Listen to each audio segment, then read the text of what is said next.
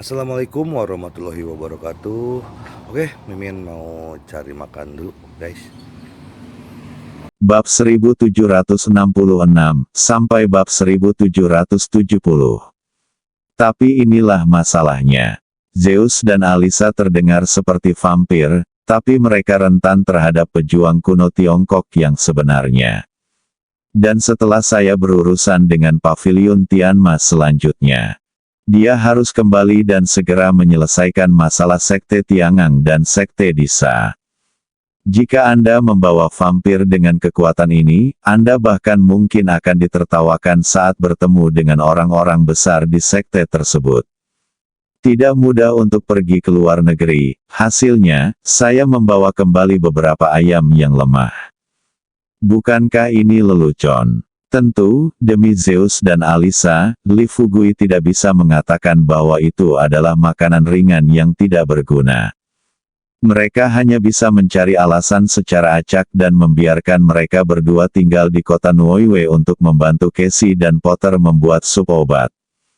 Zeus dan Alisa berhenti terlibat setelah mendengar penjelasan Li Fugui.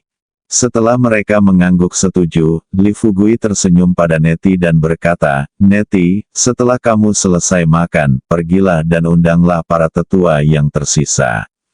Setelah aku selesai mentraktir mereka di pagi hari, ada masalah kecil yang harus aku selesaikan di sore hari." Neti segera meletakkan pisau dan garpunya, berdiri, dan pergi mempersilakan para senator turun. Melihat ini, Li Fugui buru-buru tersenyum pada Neti dan berkata, "Mengapa kamu terburu-buru? Luangkan waktumu dan tunggu sampai kamu selesai makan. Jangan terburu-buru selama beberapa menit." Neti tersenyum dan duduk kembali di kursinya. Segera, semua orang selesai makan, Neti mengikuti instruksi Li Fugui, naik ke atas dan dengan cepat mengundang 10 tetua yang tersisa untuk turun. Para veteran ini, mereka semua adalah orang-orang tua yang pernah meminum serum yang disediakan oleh para vampir sebelumnya. Setelah Li Fugui merawat Los, dia sudah mendapatkan beberapa wawasan. Oleh karena itu, saat merawat lansia tersebut, mereka tampak lebih nyaman. Butuh 2 jam kerja penuh. Setelah semua perawatan untuk para lansia ini selesai, Li Fugui meminta Zhang Jingjing untuk mengemas obat tradisional Tiongkok yang telah disiapkan sebelumnya dan membawanya kepada para lansia tersebut.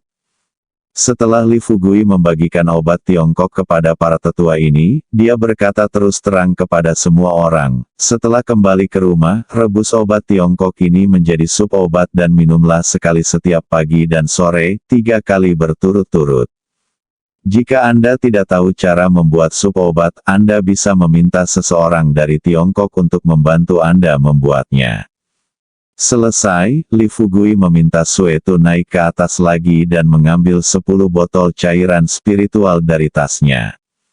Setelah membagikannya kepada para tetua tersebut, Li Fugui melanjutkan, "1 botol cairan spiritual ini untuk Anda masing-masing. Ingat, setelah meminum obat Tiongkok, Anda bisa makan dengan normal lalu meminum cairan umur panjang ini. Juga, jangan minum terlalu banyak cairan umur panjang sekaligus. Bagilah dan minumlah sedikit demi sedikit. Mulai sekarang, saya akan bertemu dengan Anda setahun sekali. Saat itu, saya akan memberikan solusi umur panjang yang berbeda sesuai dengan kondisi fisik Anda. Singkatnya, selama Anda bersedia bekerja sama dengan saya untuk berkembang, saya jamin Anda masing-masing dapat hidup hingga usia 180 tahun. Kedua, jika Anda menemui kesulitan dalam keluarga Anda masing-masing, baik itu masalah keuangan atau masalah lainnya, Anda bisa datang kepada saya." Semua orang mengangguk setuju, melihat mata Li Fugui, dia bahkan lebih bersyukur. Li Fugui melihat ini, dia menyembunyikan senyuman di wajahnya, lalu berkata terus terang kepada orang-orang di depannya, "Sekarang masalah besar yang perlu diselesaikan telah diselesaikan, dan kita semua sudah saling mengenal. Saya juga tahu apa yang Anda lakukan. Saya semua orang tahu apa yang dia lakukan. Saat kita pertama kali bertemu, saya memberikan hadiah pertemuan kepada semua orang, dan semua orang memuji saya dan menjadikan saya salah satu tetua dari Sekte Guangming. Di sini, saya ingin mengucapkan terima kasih sekali lagi kepada semua orang atas pengakuan mereka terhadap saya. Tapi setelah aku selesai mengucapkan terima kasih, aku punya satu hal lagi yang aku ingin semua orang membantuku. Begitu Li Fugui selesai berbicara, Lose segera bertanya, Tuan Li, jika ada yang perlu kami lakukan untuk Anda, tanyakan saja. Kita semua adalah satu keluarga sekarang, mengapa kita harus bersikap begitu sopan? Li Fugui tersenyum dan berkata, baiklah, kalau begitu saya akan menjelaskannya. Kami memiliki sebuah pulau kecil di Tiongkok, dan semua orang harus mengetahui detailnya. Satu-satunya maksud saya adalah bulan depan, kami akan mengirim orang ke pulau kecil ini. Saya harap semua orang tidak mendapat kritik saat itu. Bila diperlukan, saya berharap semua orang dapat berdiri dan mendukung kami. Semua orang mendengar ini, mereka saling berpandangan satu sama lain. Li Fugui sedikit mengernyit, setelah melihat sekeliling pada semua orang. Dia bertanya sambil setengah tersenyum, ada apa? Apakah masalah ini sulit bagi kalian? Saat ini, Ross berkata sambil tersenyum, saya pikir itu masalah besar. Sebenarnya Tuan Li, Anda tidak perlu memberitahu kami tentang hal ini, kami akan membantu Anda melakukannya. Oke, aku akan menelepon Xiao Bai sekarang untuk memberitahu dia. Jika dia berani terus mendikte masalah ini, menurut saya, Trump harus terus menjadi pemimpin negeri elang di paruh kedua tahun ini. Kata-kata Ross jatuh ke tanah, para tetua yang hadir mulai bergema. Li Fugui juga tidak menyangka masalah ini akan berjalan lancar. Pada awalnya, dia hanya memiliki mentalitas untuk mencobanya. Bagaimanapun, ini adalah persoalan yang tersisa dari sejarah. Ini belum terpecahkan selama hampir 100 tahun, saya punya waktu kurang dari 10 menit hari ini. Andai saja masalah ini bisa terselesaikan, itu untuk Tiongkok. Ini jelas merupakan pencapaian yang luar biasa, dan Los. Setelah mengatakan ini, dia benar-benar menghubungi nomor telepon Xiao Bai tepat di depan Li Fugui. Li Fugui duduk di dekatnya dan mendengarkan dengan seksama. Ketika panggilan tersambung, Lose berkata langsung kepada Xiao Bai, saya kalah. Apa? Kalah yang mana? Kalah Cilde. Xiao Bai jelas terkejut. Dia bertanya dengan tidak percaya, Tuan, Anda. Anda tidak. Kalah menyela Xiao Bai dan berkata terus terang, berhentilah berbicara omong kosong yang tidak berguna di depanku. Aku akan memberitahumu dua hal. Yang pertama adalah Tuan Li Fugui, veteran baru dari Sekte Guangming, adalah pahlawan muda dari Tiongkok. Tadi malam, dia menjadi kaisar darah baru dari klan darah. Sejak itu, dia secara resmi memimpin klan darah dan menjadi tetua dari Sekte Guangming. Yang kedua, soal pulau mana di China, Anda harus memutuskan sendiri. Bulan depan, mereka akan secara resmi mengambil kembali pulau ini. Jika Anda tidak melihat dengan jelas dan tidak dapat memahami situasi secara keseluruhan, apa yang akan terjadi? Konsekuensinya, serius, kamu seharusnya lebih tahu dariku. Meskipun Xiao Bai sangat terkejut, pada saat yang sama, pikiranku dipenuhi dengan pertanyaan, namun di hadapan Los, ia tak berani menolak, yang bisa dia lakukan hanyalah setuju. Tuan Ross, jangan khawatir, saya tahu apa yang harus saya lakukan. Setelah mendapatkan jawaban tegas dari Xiao Bai, Ross juga tidak berbicara omong kosong kepada pihak lain, dia langsung menutup telepon, lalu tersenyum pada Li Fugui dan berkata, oke, sudah selesai. Li Fugui agak terkejut dan tidak bisa menahan senyum dan berkata, begitu cepat.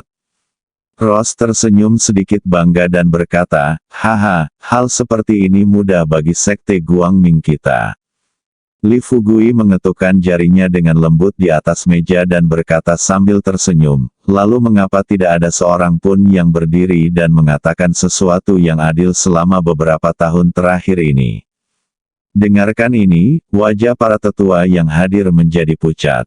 Semua orang merasa tidak nyaman. Saya diam-diam berpikir bahwa anak ini berencana untuk menyelesaikan masalah di masa depan, bukan? Awalnya, mereka berpikir kemarin bahwa itu akan tergantung pada situasinya. Beberapa orang bahkan berencana menunggu sampai nanti untuk berurusan dengan Li Fugui. Tak disangka, mereka mendapat kabar tersebut di tengah malam. Li Fugui tidak hanya mengalahkan klan vampir, hal yang paling mengerikan adalah orang ini sebenarnya langsung menjadi kaisar darah klan vampir. Setelah ini terjadi, semua tetua telah sepenuhnya melepaskan gagasan untuk melawan. Tepat ketika semua orang merasa tidak nyaman, Li Fugui menunjukkan senyuman cerah lagi, melambai kepada para tetua dan berkata, oke, saya bercanda dengan semuanya, ini sudah larut, saya tidak akan menahan Anda di sini untuk makan, Tuan Los, apa yang akan terjadi pada gerbang Guangming di masa depan? Lebih memperhatikan dan menelepon saya jika sesuatu yang besar terjadi. Masih sama seperti yang aku katakan tadi malam. Saat aku tidak berada di gerbang cahaya, biarkan Neti menggantikanku. Para tetua yang hadir mendengar ini, semua orang mengangguk setuju. Setelah Li Fugui bertukar salam dengan para tetua yang hadir beberapa saat, dia berdiri dan pergi.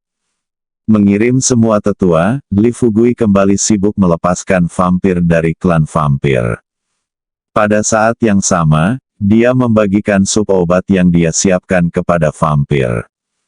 Sore harinya, para pangeran dan markis dari klan vampir dipanggil untuk pertemuan sederhana. Bagaimanapun, dia harus berurusan dengan pavilion Pegasus selanjutnya, dan Jenny harus berada di sisinya. Klan vampir baru saja mengalami perubahan besar. Jika dia tidak dapat membubarkan kekuatan secepat mungkin, biarkan ketiga pangeran vampir klan mengelola klan vampir dengan baik. Dia sangat khawatir menunggu sampai dia pergi bersama Jenny. Keluarga vampir akan mengalami perubahan lagi, seperti kata pepatah, bersiaplah menghadapi hari hujan. Banyak hal Anda harus memikirkannya sebelum hal itu terjadi dan merumuskan strategi untuk menghindari hal tersebut terjadi. Saya sibuk sampai malam, Li Fugui akhirnya bebas, kastil ini sekali lagi kembali ke ketenangan semula. Suruh pergi beberapa anggota vampir terakhir, hal pertama yang dilakukan Li Fugui ketika kembali ke ruang tamu adalah beristirahat di sofa. Suetu dan yang lainnya juga sangat sibuk, semua orang tampak duduk malas di sofa, tidak mau bangun. Ketenangan lebih detail, melihat semua orang sedikit lelah, dia membawa beberapa pelayan dari kastil ke dapur dan mulai menyiapkan makan malam untuk semua orang. Ruang tamu, meskipun mata Li Fugui terpejam, otaknya tidak menganggur.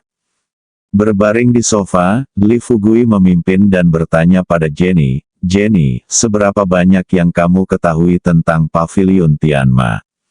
Jenny sedang duduk di samping Li Fugui.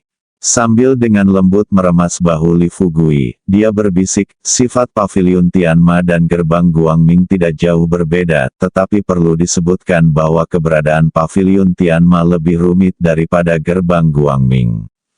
Rahasia. Li Fugui menyela perkataan Jenny dan bertanya langsung pada intinya, katakan langsung padaku, apa harta karun pavilion Tianma?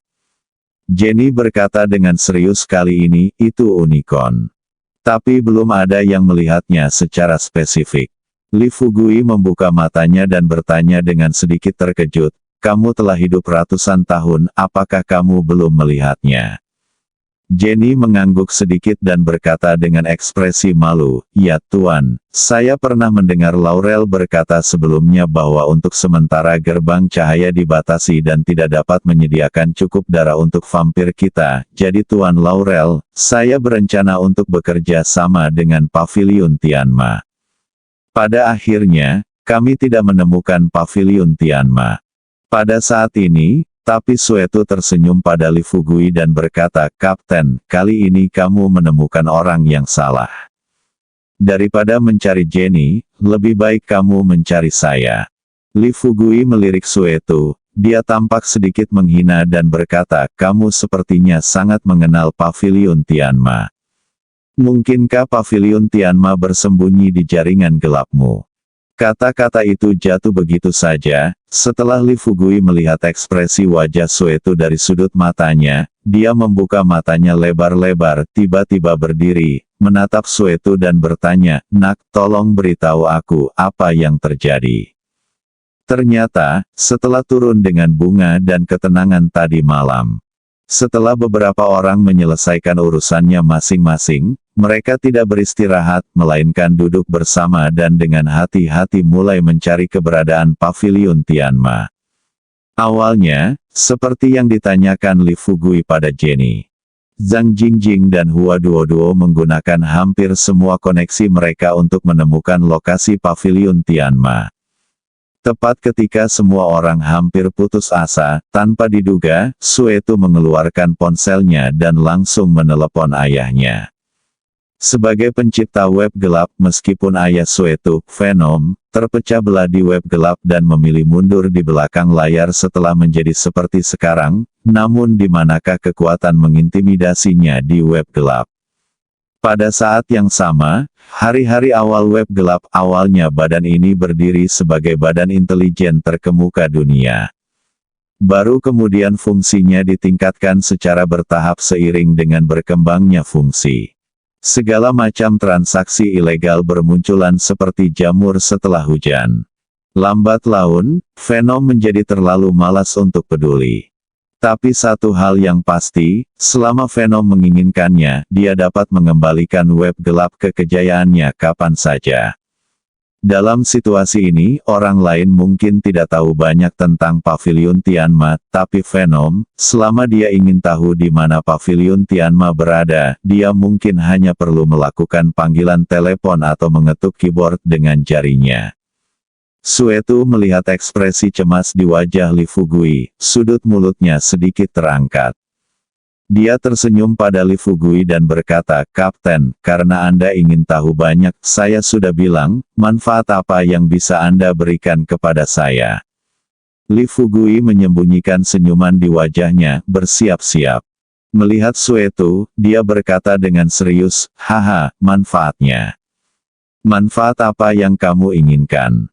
Melihat senyum jahat Li Fugui, jantung Sueto berdetak kencang, dan dia segera meminta maaf dan berkata, "Haha, Kapten, aku bercanda denganmu.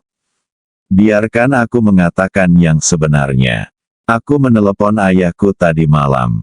Petik 2. Berikutnya, Sueto kemudian menceritakan seluruh percakapan antara dirinya dan ayahnya.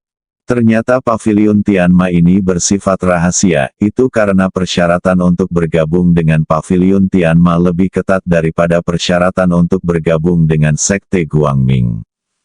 Jika kita mengatakan bahwa Guangming Men adalah geng yang dibentuk oleh sekelompok orang besar, lalu Paviliun Tianma itu hanya sekelompok orang besar yang bersenang-senang, dan bos Paviliun Tianma, kebanyakan dari mereka mempunyai keahlian khusus, namun perlu disebutkan bahwa prasyarat bagi mereka untuk menghibur diri adalah mereka harus memiliki keyakinan yang sama setelah bergabung dengan Tianma Hall, dan keyakinan ini, itu unicorn, itu Pegasus. Dengarkan Sueto katakan saja ini, Li Fugui mau tidak mau bertanya karena penasaran, Pegasus. Unicorn. Menurutmu apakah unicorn benar-benar ada? Sueto menggelengkan kepalanya dan berkata, "Kamu membuatku tidak menanyakan hal ini. Lagi pula aku belum pernah melihat unicorn, tapi ayahku berkata bahwa unicorn di Paviliun Tianma sepertinya nyata. Tapi Kapten, tidak peduli dia asli atau tidak, aku sudah tahu markas Pegasus Hall sekarang. Ayo istirahat sebentar hari ini dan langsung ke sana besok. Jika unicorn itu asli, ayo kita ambil untuknya. Jika tidak, kita bisa memaksa mereka untuk mencari harta karunnya dan membiarkan mereka menyerahkannya kepada kita. Tidak bisakah kita mengambilnya begitu saja?" Metode yang dikatakan Suetu sepertinya tidak ada yang salah dengan itu. Tapi Li Fugui tahu, jika masalah ini sesederhana itu, akan lebih mudah untuk ditangani. Hua Duo dan Li Fugui memiliki pemikiran yang sama. Dia berkata terus terang kepada Li Fugui dari samping, "Fugui, apa pendapatmu tentang masalah ini?" Menghadapi pertanyaan Hua Duo, Li Fugui berkata sambil tersenyum, "Jika tidak, biarkan Suetu yang memimpin dan pergi ke pavilion Tianma untuk mengarungi air. Kita harus melanjutkan dengan perlahan dan hati-hati, mengambil setiap langkah selangkah demi selangkah. Ngomong-ngomong, Suetu, jika kamu benar-benar berhasil mendapatkan harta karun pavilion Tianma kali ini, aku pasti akan memberimu piala." Suetu menyeringai dan berkata, "Kapten, apakah Anda benar-benar yakin saya bisa pergi ke sana sendirian?" Li Fugui bertanya balik, "Bukankah kamu baru saja mengatakan bahwa pavilion Tianma mudah untuk ditangani? Selama kita membunuhnya, itu akan baik-baik saja. Karena penanganannya sangat mudah, kenapa kamu tidak membunuhnya saja dulu? Bagaimanapun, kamu sekarang berada di tahap akhir Xiantian dan akan segera memasuki tahap ramuan emas. Apakah kamu masih khawatir tidak bisa mengalahkan mereka?" Orang tua Suetu tersipu. Karena malu, dia berkata, "Kapten, apakah Anda tidak bercanda? Saya sendirian dan saya tidak dapat memaku beberapa paku meskipun saya dilapisi besi. Hei, lagi pula, kamu adalah tulang punggung kami. Tanpa partisipasi Anda, kami akan seperti lalat tanpa kepala, kapal tanpa mercusuar yang memandu kami, dan pesawat terbang dengan radar yang gagal."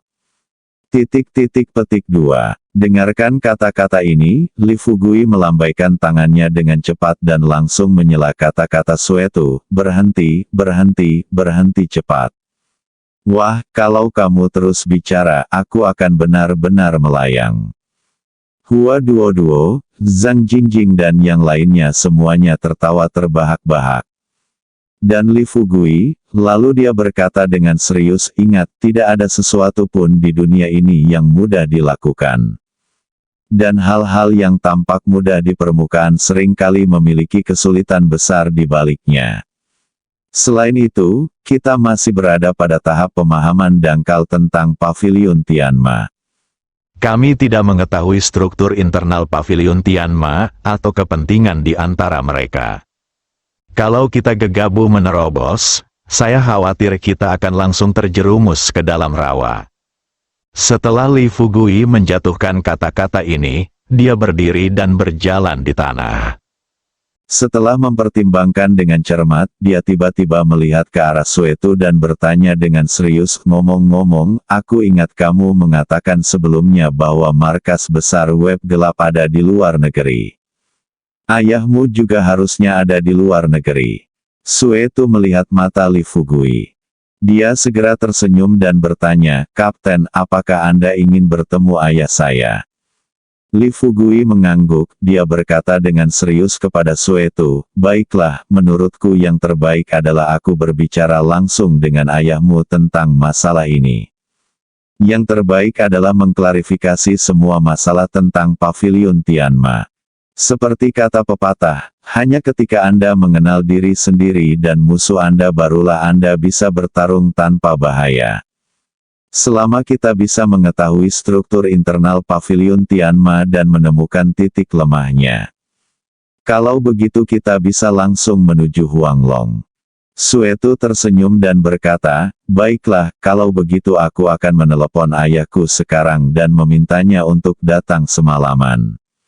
Li Fugui mengangguk setuju, saat Suetu pergi ke samping untuk melakukan panggilan telepon. Li Fugui bertanya lagi kepada Zhang Jingjing, "Ngomong-ngomong, Jingjing, apakah kamu mengetahui sesuatu tentang manusia serigala tadi malam?" Zhang Jingjing memberitahu mereka apa yang mereka temukan tadi malam. "Kapten, saya belum menemukan di mana sarang klan serigala berada. Tetapi dengan menelusuri informasi online, kami menemukan bahwa dalam 3 tahun terakhir, jumlah penampakan manusia serigala yang dilaporkan di internet adalah yang tertinggi di Siberia. Kata-kata itu jatuh pada tempatnya, Li Fugui tidak bisa menahan diri untuk tidak menggigil. Siberia, tempat ini bukanlah tempat yang baik, apalagi sekarang di musim ini. Setelah lewat mungkin langsung membeku menjadi patung es. Tapi tidak mungkin, sekarang mereka tidak dapat menemukan sarang klan serigala secara akurat. Satu-satunya cara adalah menemukan sarang klan serigala dengan mencari manusia serigala terlebih dahulu, lalu melalui manusia serigala. Dengan pemikiran ini, Li Fugui mengangguk dan berkata, "Oke, terima kasih. Karena seseorang di sana telah melihat manusia serigala, kamu harus siap jika ini selesai." Setelah aku bertemu dengan ayah Bluetooth, langkah kita selanjutnya adalah berangkat ke Siberia. Zhang Jingjing tidak terlalu memikirkannya, setelah mendengarkan aransemen Li Fugui. Dia pergi ke samping untuk memesan tiket dan merencanakan rencana perjalanannya terlebih dahulu. Dan bunga-bunga bermekaran, tapi dia sedikit mengernyit dan bertanya pada Li Fugui dengan ragu-ragu, "Fugui, apakah kita benar-benar berencana pergi ke Siberia?" Li Fugui mengangguk dan berkata terus terang, "Tidak mungkin." Setelah menemukan pavilion Tianma, langkah selanjutnya adalah menemukan manusia serigala. Jika kita tidak dapat menemukan manusia serigala, kutukan vampir tidak dapat dipatahkan. Sekarang hubungan antara klan vampir dan gerbang cahaya terputus, begitu banyak orang di klan vampir yang perlu mencari darah sendiri. Dalam hal ini, saya khawatir semakin lama waktu yang dibutuhkan, semakin besar dampak vampir terhadap masyarakat manusia. Jenny juga mengangguk saat ini dan berkata, "Ya, kekhawatiran yang mulia bukannya tidak masuk akal. Bagaimanapun, ada 100.000 anggota klan vampir. Meskipun mereka tidak perlu minum darah segar setiap hari, jika mereka tidak melihat darah untuk 3-5 hari, tubuh mereka akan menjadi semakin lemah." Hua Duo sedikit mengernyit, dia menunduk dan merenung selama beberapa detik. Kemudian dia berkata kepada Li Fugui, "Baiklah, saya akan menelepon Sister Ming sekarang untuk mengetahui apakah dia dapat membantu kita dalam masalah ini." Li Fugui melambaikan tangannya dan berkata sambil tersenyum, "Tidak, saya akan menelepon Sister Ming. Saya hanya ingin melaporkan sesuatu kepadanya." Kata-kata itu jatuh begitu saja. Hua Duo bertanya, "Apa yang terjadi?" Li Fugui tersenyum dan berkata, "Aku tidak akan memberitahumu hal ini." Hua Duo memutar matanya lebar-lebar pada Li Fugui dan berkata dengan marah, "Jika kamu tidak memberitahuku, jangan beritahu aku. Aku akan bertanya pada diriku sendiri setelah ini selesai." Li Fugui tersenyum dan berkata, "Oke, kamu akan segera tahu." Dikatakan, Li Fugui telah mengeluarkan ponselnya dan langsung menelepon Sister Ming. Karena perbedaan waktu, Saudari Ming masih tidur saat ini. Dia menjawab telepon dengan bingung. Sebelum Sister Ming membuka mulutnya, Li Fugui tersenyum genit dan berkata, "Sister Ming, apakah kamu merindukanku?" Ada pelajaran yang dipetik dari masa lalu, Saudari Ming tidak berbicara omong kosong kali ini sebelum dia benar-benar bangun. Dia pertama-tama membuka matanya lebar-lebar untuk melihat ide penelepon dengan jelas, lalu menggosok matanya untuk membangunkan dirinya sepenuhnya, dan kemudian bertanya pada Li Fugui dengan berpura-pura kedinginan, "Jika kamu ingin mengatakan sesuatu, kamu akan kentut." Li Fugui tersenyum meminta maaf dan berkata, "Saudari Ming, jangan terlalu pemarah. Saya ingat kamu tidak terlihat marah ketika bangun." Saudari Ming mengomel dengan marah, "Bagaimana kamu tahu kalau aku bangun untuk marah? Kamu tidak berbicara denganku." Tidur dengan dua kata ini. Saudari Ming terlalu malu untuk mengatakannya. Li Fugui menyeringai dan berkata, "Saya kira, hehe, oke, saya tidak akan bercanda lagi dengan Anda. Saya menelepon Anda hari ini terutama untuk dua hal. Hal pertama adalah melaporkan kemajuan misi saya di negara Yingjiang. Baru saja mengatakan ini, Saudari Ming kemudian berkata dengan lantang, tidak perlu melapor, saya sudah tahu segalanya. Katakan saja hal kedua. Li Fugui berpura-pura terkejut dan bertanya, hah? Apakah kamu tahu segalanya? Apakah kamu juga tahu tentang Paviliun Tianma? Saudari Ming jelas tercengang, setelah beberapa detik hening. Lalu dia bertanya pada Li Fugui, apa yang terjadi di Paviliun Tianma? Apa yang terjadi di Paviliun Tianma? Li Fugui tersenyum tulus dan berkata, apakah itu tidak cukup? Kamu masih tahu segalanya. Saya hanya mengatakan ada hal-hal yang tidak Anda ketahui. Saudari Ming berkata dengan marah, bisakah kamu berhenti membicarakan omong kosong yang tidak berguna ini? Bisakah kamu memberitahuku apa yang terjadi dengan cepat? Li Fugui hanya berkata sambil tersenyum, saya telah merobohkan gerbang Guangming sekarang. Selanjutnya kita akan mengambil alih Paviliun Tianma, dan kemudian kita harus pergi ke Siberia. Setelah kita sampai di sana, mohon minta Sister Ming untuk menggunakan sumber daya yang sesuai sehingga kita tidak perlu melalui jalan yang salah. Persyaratan ini, tentu saja tidak terlalu banyak. Sister Ming setuju dengan santai, jangan khawatir, telepon saya sebelum Anda pergi ke sana dan beritahu saya rencana perjalanan yang relevan. Saya akan mengirim seseorang untuk menjemput Anda di sana. Katakan padaku hal lain. Li Fugui berkata dengan serius, hal kedua adalah pulau yang belum direbut Tiongkok. Saya baru saja memberitahu beberapa tetua Guangmingmen pagi ini. Apa yang saya katakan kepada mereka adalah bulan depan kami akan merebut kembali pulau itu. Setelah selesai, beritahu atasan Anda tentang masalah ini dan minta dia mengadakan pertemuan untuk membahasnya. Mari kita mulai bulan depan, masalah ini, itu benar-benar melebihi ekspektasi Sister Ming. Sister Ming benar-benar tercengang di ujung telepon. Saya tertegun lama sekali tanpa mengucapkan sepatah kata pun. Dan Li Fugui, melihat Saudari Ming terdiam, dia tersenyum dan bertanya, Saudari Ming, ada apa denganmu?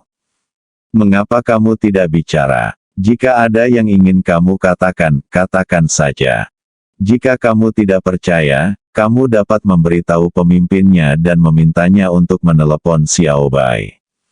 Hanya mengatakan, tanpa diduga, nada dering ponsel Sister Ming yang lain terdengar dari ujung telepon yang lain. Saudari Ming tidak menutup telepon, sebaliknya, dia berkata terus terang kepada Li Fugui, tunggu sebentar, saya akan menjawab teleponnya.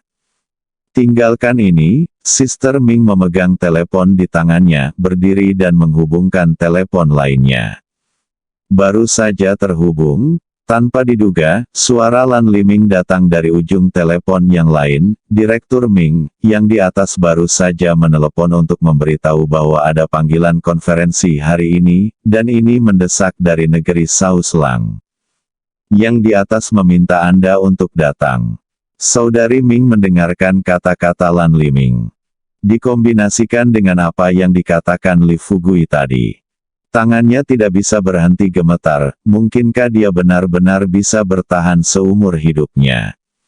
Lihat pemandangan ribuan mil sungai dan gunung menyatu.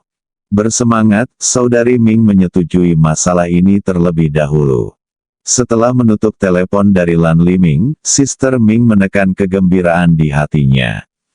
Dia bertanya kepada Li Fugui dengan gemetar, Fugui, apakah kamu benar-benar mencapai ini?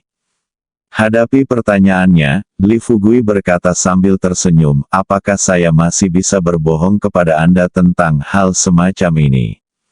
Bagaimana? Izinkan saya bertanya, apakah saya melakukan ini dengan indah? Saudari Ming tersenyum bahagia dan berkata, cantik, sangat cantik. Aku benar-benar milikmu. Tolong beritahu aku secepatnya, apa yang terjadi. Li Fugui mulai pamer, dan bertanya kepada Sister Ming sambil tersenyum tipis, kamu hanya mengatakan bahwa benda ini indah, tetapi kamu bahkan belum mengatakan bagaimana kamu berencana memberi hadiah kepadaku. Saya tidak ingin Saudari Ming mendengar ini, dia benar-benar tersedak kegirangan dan berkata, Fugui, selama masalah ini selesai, saya bersedia membiarkan Anda melakukannya sebagai wakil direktur eksekutif. Juga, jika kamu menginginkan hadiah, selama itu sesuai kemampuanku, apapun hadiahnya, aku setuju. Dalam hati Li Fugui, Sister Ming selalu menjadi wanita yang sangat kuat. Dia belum pernah mendengar Suster Ming begitu bersemangat. Termasuk terakhir kali, Sister Ming menjabat sebagai wakil direktur eksekutif. Dia tidak menunjukkan kegembiraan seperti itu saat itu. Tapi sekarang, Saudari Ming menangis. Melalui ini, Li Fugui bahkan lebih yakin lagi.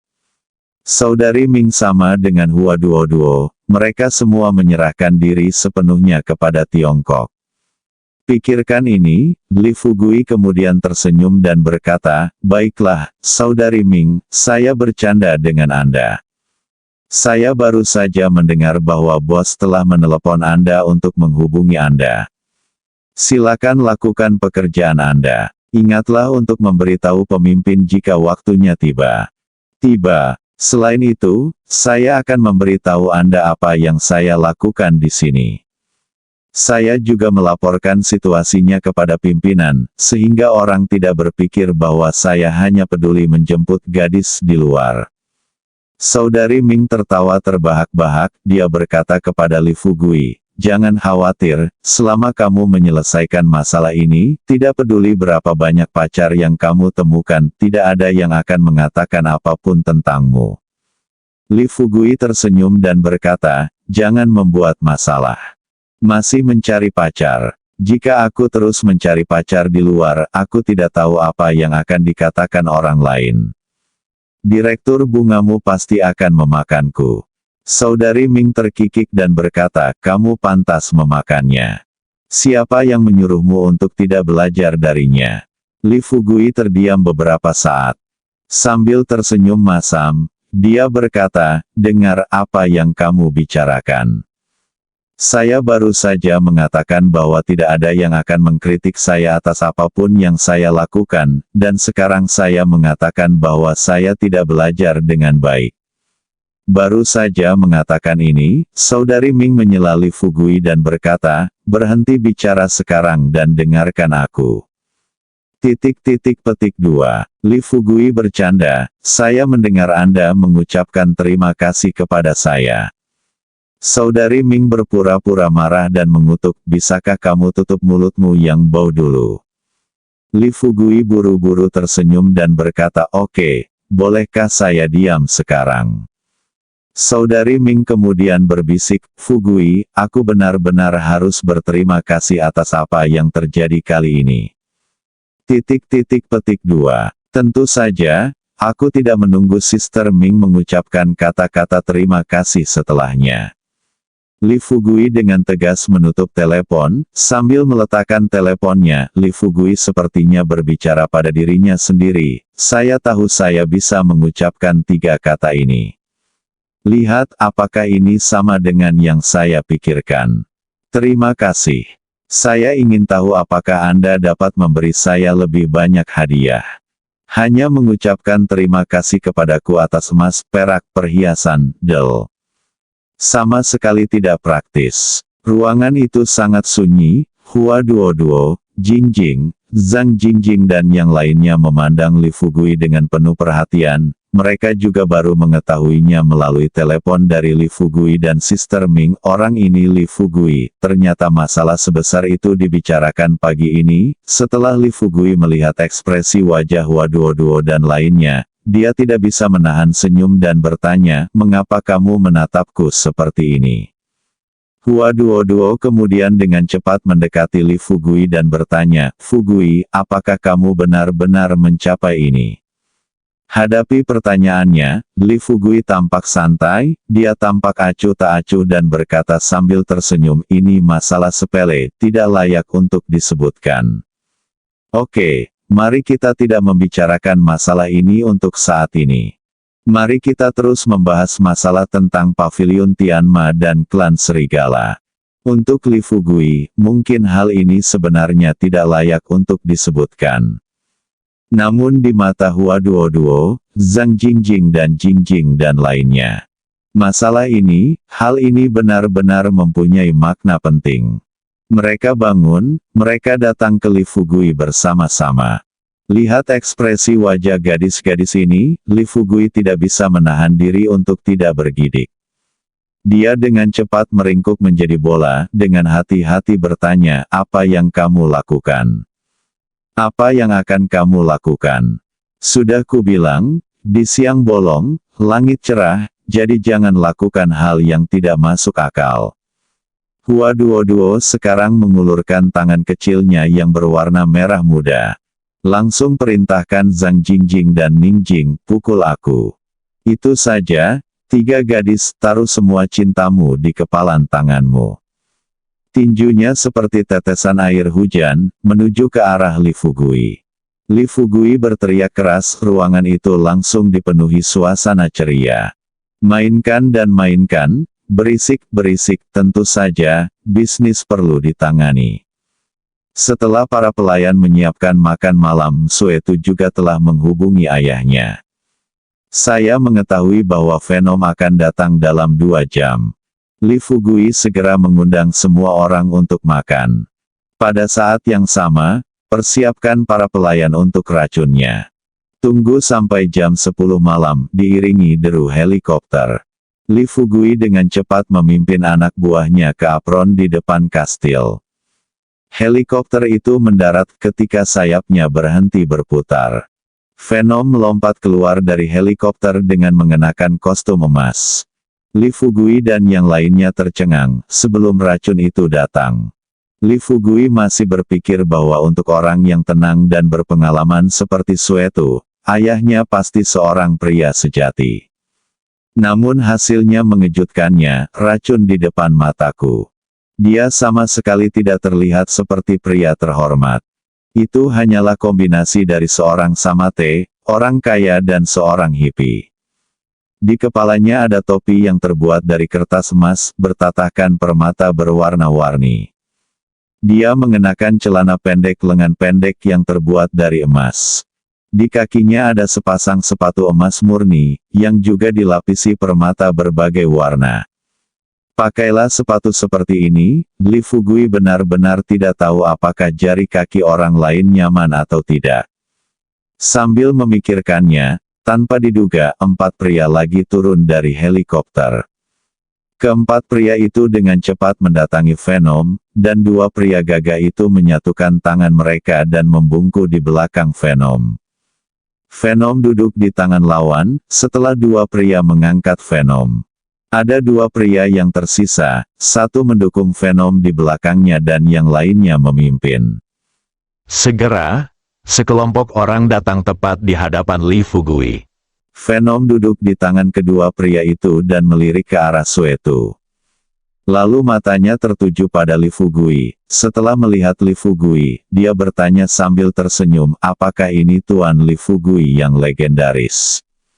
Kata-kata itu jatuh begitu saja, Li Fugui tidak punya waktu untuk menjawab. Tanpa diduga, Suetu tiba-tiba bergegas mendekat. Begitu dia sampai di depan Venom, Suetu menarik Venom dari pergelangan tangan kedua pria itu dan melepas topi emas permata di kepala Venom. Lalu dia menyeret Venom menuju kastil. Racun melihat ini. Dia segera berteriak kepada Suetu, apa yang kamu lakukan, bajingan? Saya ayahmu, mohon bersikap sopan kepada saya. Suetu sama sekali tidak sopan. Dia memarahi, kamu bajingan tua, kamu bisa saja mempermalukan dirimu sendiri di rumah, tapi ketika kamu bertemu temanku hari ini, apa yang akan kamu lakukan?